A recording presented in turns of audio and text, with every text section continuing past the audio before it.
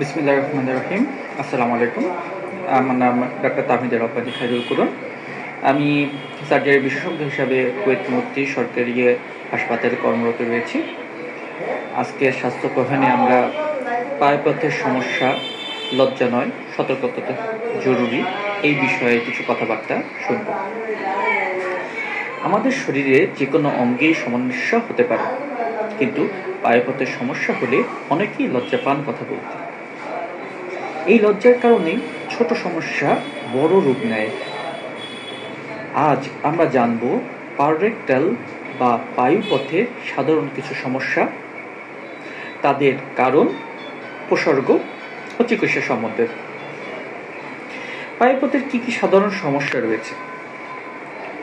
সারা দুনিয়ায় 90% লোকেরই পায়ুপথের জীবনে কোনো না কোনো সময় কোনো না কোনো সমস্যা দেখা দেয়।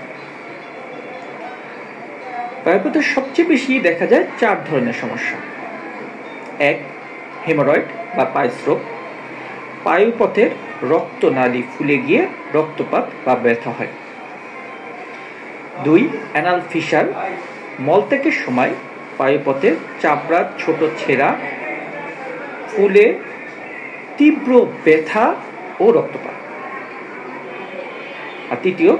ফিস্টুলা। পায়ুপথের পাশে একটি ছোট ছিদ্র তৈরি হয়, যেখান দিয়ে পুঁজ বা মল জাতীয় পদার্থ বের হয়। আর রেকটাল প্রোলাপস।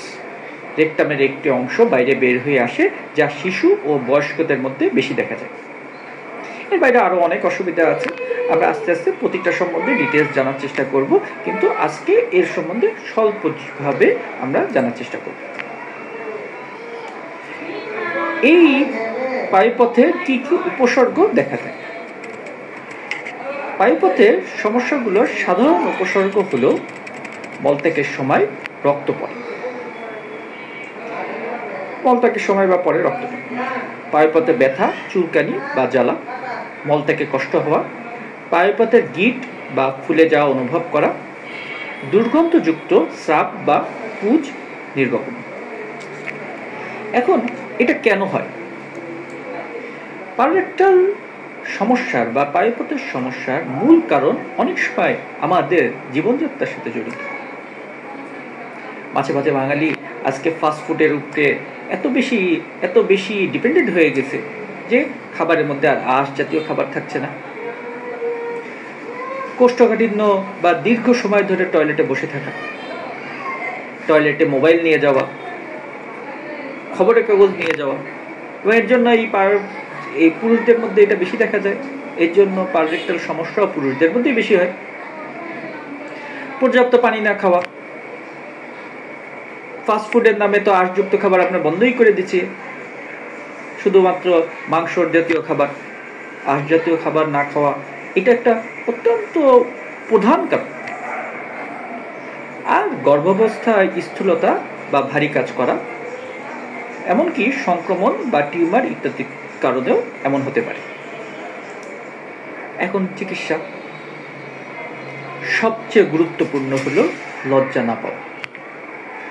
প্রথমেই একজন সার্জারি বিশেষজ্ঞের পরামর্শ নিতে হবে। চিকিৎসার ধাপগুলো হতে পারে: খাদ্যাভ্যাস পরিবর্তন, প্রচুর পানি খান, 3 থেকে 5 লিটার পানি আমরা বলি। আঁশযুক্ত খাবার খান, শাকসবজি, লতা পাতা অনেক বেশি করে খান। কোষ্ঠকাঠিন্য প্রতিরোধে দরকার হলে ওষুধ ব্যবহার করেন, তাও কোষ্ঠকাঠিন্য যেন না।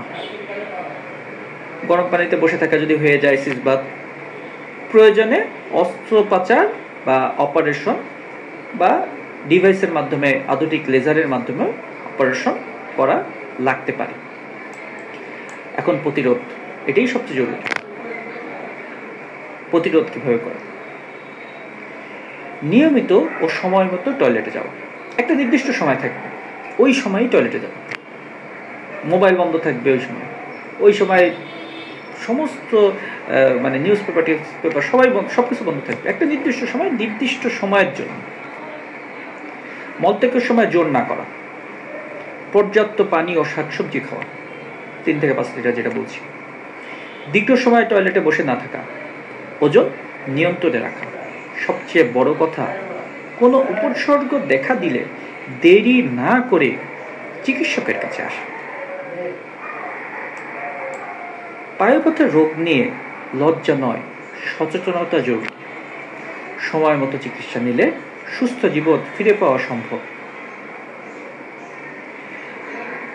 অতএব আমি বলে আজকের জন্য এই কথাই বলে শেষ করতে চাই যে লজ্জা নয়, চিকিৎসা চিকিৎসা চিকিৎসা, একজন ডাক্তারের কাছে আসুন। অধিকাংশ ক্ষেত্রেই অপারেশনের প্রয়োজন হয় না, অপারেশন ছাড়াই আপনি সুস্থ থাকতে পারেন। সবাই সুস্থ থাকুন, ভালো থাকুন। আসসালামু আলাইকুম।